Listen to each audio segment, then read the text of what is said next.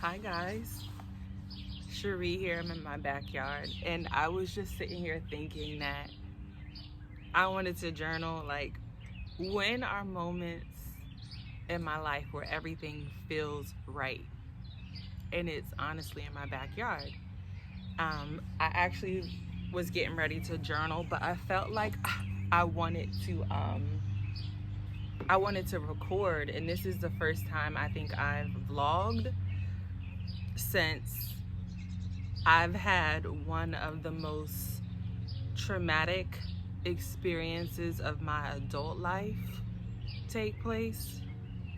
But I felt like I wanted to talk to the camera, so I wanted to honor that.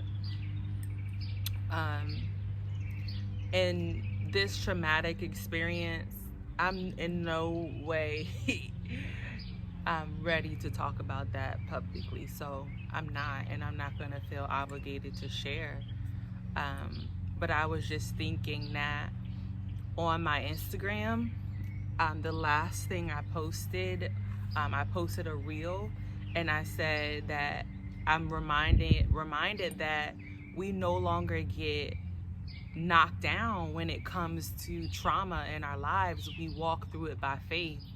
And I had that revelation as I was riding my bike down the street, um, right before my trip to Florida, the beginning of April this spring. I had that revelation, and my daughter, her middle name is Faith. She's Ailani Faith, and she's just been like a constant reminder to just walk by faith from the moment I knew of her conception to like literally now in this moment is just to walk by faith. I just kind of wanted to say, as not just like a reminder to myself, but a reminder to anybody who might be coming through this, like, you have to be a man or a woman of your word. So it's like when I came back and finally decided to look on Instagram and I read that, I was like, wow. Like, I was like reminding myself that I'm not going to be knocked down by trauma, but I'm going to walk through it by faith. And here I am just feeling knocked down, but have gotten myself up to walk through it by faith. And it's one thing to say it, and I feel like a lot of things with regards to life and trauma, stress, and mental health, people are just rambling off these things and just don't realize how much of a challenge it is when you really have to walk through it. Yeah, so some people feel like they can say it and it feels easy for them, and then they're like giving the side eye to the next person when what is being spoken or quoted is difficult for the next person. And it's May right now. It's actually May 11th, 2023, and it's Mental Health Awareness Month. And it's like, when do we move from a place of awareness to action? And then what does that look like for yourself with regards to your personal mental health journey?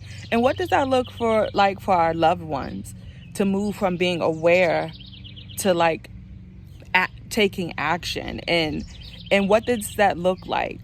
So it's something that I've been encouraged to write about, and so down in the description box, if you click the link, you'll find a link to a blog on my website that I put on my corner of the internet, so you can read that. But it's like all these awareness months, and my tone is changing, probably because I'm just raw in my emotion, and that's okay. But when do we move from awareness to like deliberate action? Like,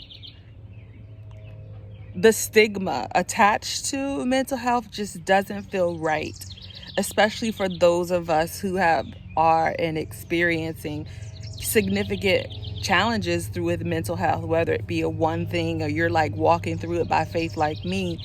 But it's the stigma attached doesn't feel good.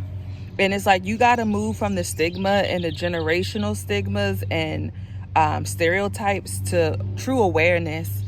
Like, what does that look like? Maybe it looks like you educating yourself, or maybe that looks like you yourself taking action and talking to someone, or instead of talking about that someone.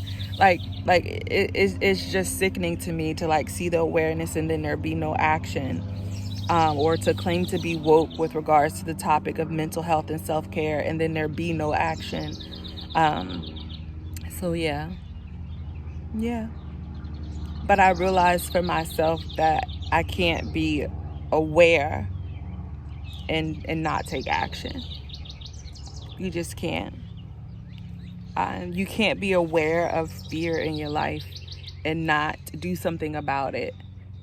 I am reading or listening to obsessively The Chemistry of Calm, and I'll link it in the description box as well.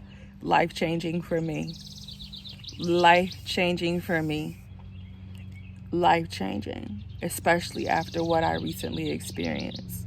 Life-changing.